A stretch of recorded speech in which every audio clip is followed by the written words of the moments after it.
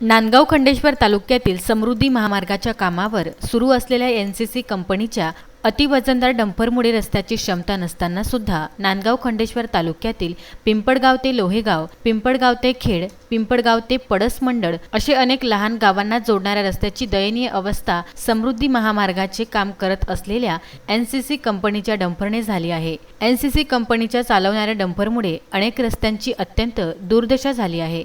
रस्त्यात जीवघेणे खड्डे पडल्याने रस्त्यात खड्डे की खड्ड्यात रस्ते हा न उलगडणारा प्रश्न नागरिकांना पडला आहे।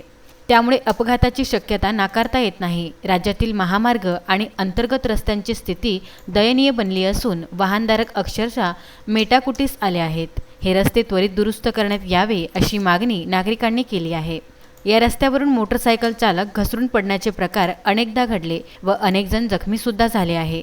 त्यामुळे मोठा अनुचित प्रकार घडल्यास याला जबाबदार कोण असा प्रश्न वाहन चालकांनी केला आहे। त्यामुळे हे रस्ते त्वरित दुरुस्त न केल्यास तीव्र आंदोलनाचा इशारा नागरिकांनी दिला आहे।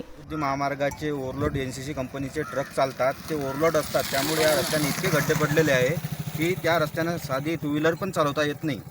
त्यामुळे भरपूर टू व्हीलरवाले पडून जखमी झालेले आहे। तरी आमची गावकऱ्यांची एकच विनंती आहे की हा रस्ता लवकरात लवकर दुरुस्त करावा, हीच विनंती आहे कंपनीला आणि सर्व लोकांना, म्हणजे जे लोक या कंपनीसाठी काम करतात, जे ट्रक येतात त्यांना। संदेश ढोके, विदर्भ न्यूज, पिंपळगाव निपाणी।